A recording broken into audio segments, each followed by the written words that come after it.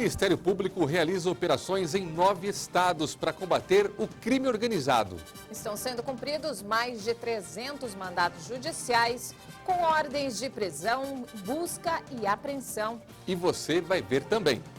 O ministro da Educação sinaliza que pode desbloquear verba das federais a partir de setembro. Bolsonaro determina a suspensão de uso de radares móveis em rodovias federais a partir da semana que vem. O governo dos Estados Unidos solicita embargo de petroleiro iraniano retido há mais de um mês em Gibraltar. Tecnologia em prol do trabalho. Aplicativo promete ajudar na escolha do funcionário ideal. Tudo isso e muito mais agora na edição de 13h. Olá, muito boa tarde. Estamos chegando com as principais notícias do Brasil e do mundo. Boa tarde para você nesta quinta-feira, dia 15 de agosto de 2019. E vamos saber quais são as notícias mais lidas nos portais da internet. Começamos com destaque internacional no portal R7. Piloto faz pouso milagroso em plantação de milho depois de bater num bando de pássaros na Rússia. Um Airbus 321 que seguia viagem para Simferopol, Crimeia, na Rússia, chocou-se contra um bando de gaivotas pouco depois da decolagem. Os pássaros foram sugados pelas turbinas da aeronave. O acidente, claro, comprometeu todo o funcionamento dos motores e a tripulação se viu obrigada a pousar em qualquer lugar. Um milharal foi o local escolhido pelo hábil piloto que salvou a vida dos 233 passageiros que entraram em pânico e agora falam em milagre. 23 pessoas ficaram feridas, nenhuma em estado grave. Que susto, hein? Agora é a vez da publicação do Carioca Extra. Casados há 68 anos, eles usam roupas combinadas todos os dias. Harmonia, sincronia, bom gosto e como quiser classificar esse casal fofo. Talvez seja por esses e outros motivos que o casamento de Francis e Rosemary Clontz tenha acabado de completar 68 anos. Sim, quase 7 décadas ali, juntinhos, casados. Os dois se conheceram jovenzinhos em uma escola do ensino médio em Auburn, em Washington, nos Estados Unidos. E nunca mais se separaram. O mais engraçado é que além do grude 24 horas por dia, eles também se vestem combinando. É demais, né? Encerramos com destaque do G1. Juiz faz audiência na casa de idoso com câncer que não tinha como ir ao Fórum de Trindade, interior de Goiás. E juiz ainda diz, minha obrigação. Tem cada profissional com atitudes que merecem mesmo nosso respeito, né? O doutor Jovino Carneiro Neto fez questão de ir até a casa do José Antônio de Paula, de 62 anos, para pegar o depoimento do idoso. Ele sofre de câncer no rim e no fígado. O juizão ainda emitiu parecer favorável a ele sobre o processo de aposentadoria rural por idade. Cabe recurso. A sessão ocorreu dentro do mutirão para agilizar as ações previdenciárias. Bela atitude, hein? E mudando de assunto, uma operação do Ministério Público contra o tráfico de drogas prendeu 89 pessoas só hoje de manhã. Essa ação acontece em 9 estados e são cumpridos 300 mandados judiciais entre prisões e buscas. A operação mira integrantes de organizações criminosas para o tráfico de drogas e policiais suspeitos de ligação com o crime. Segundo as investigações, os alvos são ligados às facções 1º Comando da Capital, PCC, Família do Norte e o Comando Vermelho, além de policiais militares. A intenção é cumprir 300 mandados de prisões e busca e apreensão. A operação é articulada pelo Grupo Nacional de Combate às Organizações Criminosas. Os agentes estão atuando no Acre, Alagoas, Amapá, Amazonas, Bahia, Ceará, Mato Grosso do Sul, Pernambuco e no Rio de Janeiro. No Acre teve revista em penitenciária nos pavilhões dominados pelo PCC e por suspeitos de integrar o Comando Vermelho. Em Alagoas estão sendo cumpridos mandados contra integrantes do PCC. No Amazonas, entre os alvos, estão suspeitos de liderar a Família do Norte, considerada pelo Ministério Público a 3ª maior facção do Brasil. Já no Rio de Janeiro são feitas 3 operações. Uma é para prender policiais militares que foram afastados porque foram denunciados por associação criminosa e corrupção passiva, e uma outra mira traficantes de comunidades na Zona Norte. E a terceira procura acusados de lavagem de dinheiro que atuavam como laranjas do Comando Vermelho. E o Ministério da Educação sinalizou aos reitores das universidades federais a possibilidade de liberação de verba a partir do mês que vem. Eles se reuniram nesta semana com o ministro da Educação, Abraham Weintraub. O ministro se mostrou otimista com a possibilidade de, a partir de setembro, retirar o bloqueio bilionário no orçamento das universidades e instituições federais. Segundo a Associação Nacional dos Dirigentes das Instituições Federais de Ensino Superior, Weintraub citou 2 motivos que podem permitir a mudança na política orçamentária. Um deles é a expectativa de aumento da arrecadação de tributos em agosto e outro, o recebimento de dividendos pelo governo federal. Na noite desta quarta, o Ministério da Educação enviou uma nota explicando que é esperada uma evolução positiva nos indicadores fiscais do governo neste segundo semestre. Com isso, o MEC vem articulando a possibilidade de ampliação dos limites de gastos para que possa cumprir todas as metas estabelecidas na legislação. Em março, o governo federal anunciou um bloqueio de 5 bilhões e 800 milhões de reais nas verbas da educação. O MEC, então, bloqueou mais de 2 bilhões de reais no orçamento previsto para as instituições de ensino. O valor contingenciado era para as despesas de pagamento das contas de água e luz, dos servidores de limpeza e segurança e para investimentos com obras ou compra de equipamentos. E a taxa de desemprego no país caiu em 10 estados, de acordo com a pesquisa nacional por amostra de domicílios divulgada hoje pelo IBGE. No primeiro trimestre, a taxa era de 12,7% e agora reduziu para 12%. As maiores taxas foram observadas na Bahia, no Amapá e em Pernambuco. Já as menores taxas apareceram em Santa Catarina, Rondônia e Rio Grande do Sul. Agora, em São Paulo, o desemprego recuou de 13,5% no primeiro trimestre para 12,8% no segundo trimestre do ano. Essa pesquisa também mostrou que mais de 3 milhões e 300 mil desempregados procuram emprego há pelo menos 2 anos. Esse universo representa 26,2%, ou 1 em cada 4 desempregados no país. Quadrilha invade transportadora no Rio Grande do Sul e agride funcionários. Vamos ver esse e outros destaques em um giro de notícias pelo Brasil.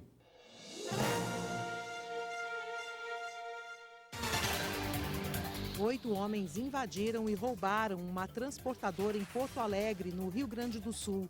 O bando agrediu e fez os vigilantes reféns. Os criminosos fugiram levando 3 carros que já foram encontrados pela polícia. Os veículos tinham sido abandonados sem combustível. A polícia faz buscas na região, mas até agora ninguém foi preso. No Paraná, uma operação da Polícia Civil procura suspeitos que aplicam golpes em idosos. Os agentes têm em mãos 105 mandados de busca e apreensão. Os golpes já causaram prejuízos de quase 30 milhões de reais. Os endereços investigados são de empresas do ramo de seguros. Depois da operação, a polícia acredita que o número de vítimas deve aumentar. Uma perseguição policial terminou com a morte de uma criança em Duque de Caxias, no Rio de Janeiro. Mais 6 pessoas ficaram feridas. Os criminosos fugiam da polícia quando bateram no carro da família. A menina de 1 ano e meio morreu na hora. Os outros foram atendidos e liberados. Ninguém foi preso. Em Cristianópolis, Sergipe, uma menina de 8 anos foi assassinada dentro de casa. 5 homens procuravam o tio da criança para cobrar uma dívida de drogas, mas não o encontraram. Os criminosos então atiraram várias vezes e atingiram a menina que estava dormindo. 3 suspeitos já foram presos. A polícia continua as buscas. E a Receita Federal paga hoje as restituições do terceiro lote do Imposto de Renda de Pessoas Físicas de 2019, além de lotes residuais dos anos anteriores. De acordo com o fisco, serão pagos 3,8 bilhões de reais a quase 3 milhões de contribuintes. E para saber se o seu nome está na lista, as consultas podem ser feitas pela página da Receita Federal na internet ou através do Receita Fone, no número 146. E o presidente Jair Bolsonaro determinou a suspensão do uso de radares móveis em rodovias federais já na semana que vem. A ordem foi dada ao Ministério da Justiça e publicado hoje no Diário Oficial da União. Bolsonaro falou que a suspensão de radares móveis de velocidade começa a partir de segunda-feira. Ele se refere aos radares instalados sobre um suporte ou em veículo parado e em movimento, ou os que são direcionados manualmente para os veículos. A determinação não vale para os radares fixos, que estão em locais definidos e de forma permanente. De acordo com o despacho assinado pelo presidente, a suspensão tem o objetivo de evitar que os radares se tornem equipamentos de arrecadação e percam o caráter educativo. Bolsonaro também criticou uma decisão da Justiça que proibiu a suspensão de radares fixos em rodovias federais, como ele queria que acontecesse. No final de julho, o governo acabou fechando um acordo para instalar 1.140 aparelhos. A suspensão dos radares móveis determinada por Bolsonaro vale até que seja concluída uma revisão das normas sobre fiscalização eletrônica de velocidade, que é feita pelo Ministério da Infraestrutura. A pasta controla o Departamento Nacional e o Conselho Nacional de Trânsito, que definem as regras sobre o assunto. E a Câmara dos Deputados aprovou o projeto de lei sobre abuso de autoridade. Como a proposta já passou pelo Senado, segue para a sanção do presidente Jair Bolsonaro. O plenário deu caráter de urgência à aprovação e a votação foi feita rapidamente. Os deputados definiram em quais situações vai ser configurado o crime de abuso de autoridade. O texto engloba atos cometidos por servidores públicos e membros dos 3 poderes da República, do Ministério Público, dos tribunais e conselhos de contas e das Forças Armadas. Alguns parlamentares defenderam o adiamento, mas a maioria optou pela finalização. O plenário ainda conseguiu derrubar os 3 destaques apresentados para modificar o texto.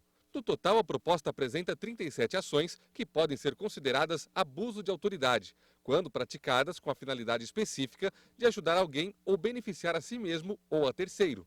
Pelo projeto de lei, será considerado abuso de autoridade obter provas por meios ilícitos, executar mandados de busca e apreensão em imóvel com mobilização ostensiva para expor o investigado a vexame, impedir encontro reservado entre um preso e seu advogado e decretar a condução coercitiva de testemunha ou investigado sem intimação prévia de comparecimento ao juízo.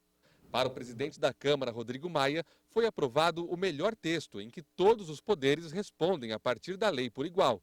Já o líder do governo, deputado Major Vitor Hugo, acredita que o presidente Bolsonaro deve vetar alguns pontos. Veja a seguir.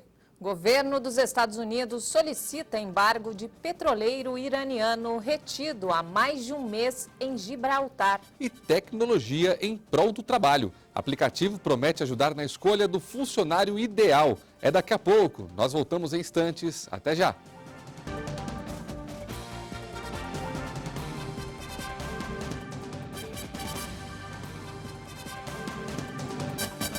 Olá, estamos de volta a 1h20. E um casal morreu em Caldas Novas, Goiás, depois que o parapente onde estava cair do voo. Veja esse e outros destaques em um giro de notícias pelo Brasil. As vítimas foram encontradas em uma área de mata. De acordo com os bombeiros, o casal decolou na tarde de terça-feira e pousaria em uma fazenda na região de Caldas Novas, mas resolveram não descer. Um amigo percebeu que eles não chegaram ao destino, sobrevoou pela mesma rota e achou os corpos. A polícia e o Ministério Público do Rio de Janeiro encontraram 8 corpos em um cemitério clandestino. A área pertenceria a uma das milícias de Belford Roxo, na Baixada Fluminense. Os corpos foram achados com a ajuda de retroescavadeiras e de cães farejadores. A informação sobre os cadáveres chegou por meio de uma denúncia anônima depois da prisão do líder de uma milícia na semana passada. A Promotoria de Justiça do Meio Ambiente de Porto Alegre pediu que o governo restrinja o uso do inseticida fipronil na modalidade foliar. O agrotóxico causou a morte de cerca de 400 milhões de abelhas entre outubro do ano passado e março deste ano. A Secretaria de Meio Ambiente disse que vai analisar o caso. A polícia apreendeu em Belo Horizonte uma Ferrari que era vendida na internet por R$170 mil. Falsa, claro. Um modelo original custa mais de R$1 milhão. A denúncia foi feita pelo escritório que representa a montadora italiana no país e a polícia passou a investigar. De perto dá para ver que é uma cópia grosseira. O motorista foi ouvido e liberado e a polícia procura agora o dono do carrão fake. E a China concentra forças de segurança perto de Hong Kong.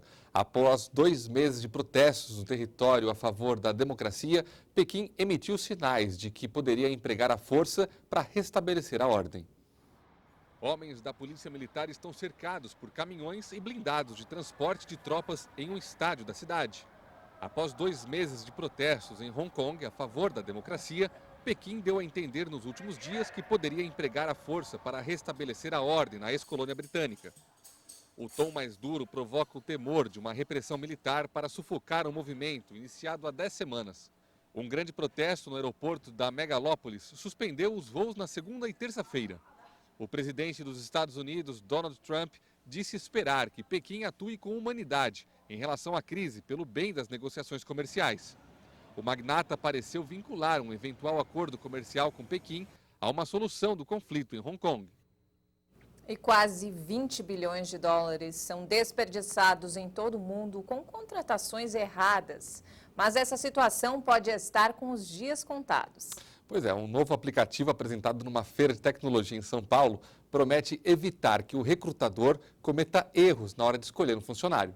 O mercado de trabalho sempre exige muito das pessoas e empresas em todo o planeta procuram os melhores profissionais para compor suas equipes. Só que nem sempre dá certo. São quase 20 bilhões de dólares desperdiçados todos os anos em contratações mal sucedidas. O período de adaptação entre a empresa e o novo funcionário é um ponto de interrogação. E apesar das expectativas serem positivas para os dois lados, é possível que algum engano aconteça. E é nessa hora que o prejuízo começa. Mas, para evitar essa dor de cabeça, empresas têm desenvolvido soluções tecnológicas para melhorar a relação com o próprio funcionário. Se eu saio de um carro câmbio manual para o carro câmbio automático, por mais que eu queira o câmbio automático, que é muito mais gostoso, eu vou reclamar e aquilo impacta na minha performance. Então, o grande problema é que quando eu estou na adaptação, a minha performance é mais baixa. Então, se eu não tenho uma liderança focada em me ajudar, se eu não tenho colegas de trabalho entendendo o meu período de adaptação, se eu não sei ainda todos os lugares ou quem é pedir ajuda, a minha performance nesse primeiro período de 90 dias vai ser reduzida. Por isso, uma área muito conhecida dos profissionais, os recursos humanos, vem apostando no uso da tecnologia para mudar esse cenário. A ideia dessas tecnologias é conseguir acertar o perfil desejado de candidatos a vagas de emprego de uma forma mais precisa. Imagina alguém que vai no supermercado e tem na prateleira tudo que ela precisa. Então nós vamos dispor um profissional e suas habilidades às empresas numa velocidade jamais vista nem no Brasil nem no mundo. E esse objetivo veio a partir de um estudo que foi feito e perceberam o valor que é desperdiçado nessas contratações erradas. Na verdade, nós vimos isso na nossa própria empresa. Nós dobramos o tamanho ano após ano. Nós contratamos em média 40 pessoas por mês, todos os meses. E nós tínhamos essa demanda, a velocidade de contratação, contratar pessoas certas, com os skills, hard skills, soft skills certos. E nós demandávamos muito tempo e a nossa empresa parava de crescer pela nossa capacidade de contratar as pessoas certas.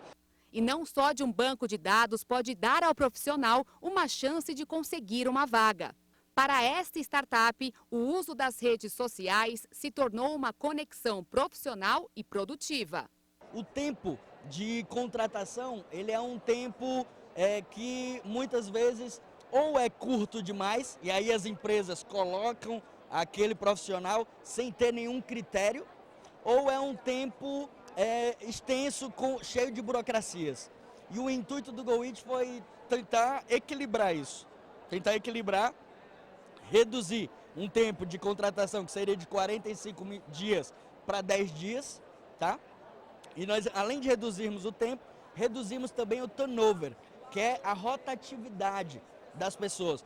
Já esta empresa criou um método para que prováveis decisões negativas se tornem positivas. Dependendo da complexidade do cargo, a gente tem processos que levam meses.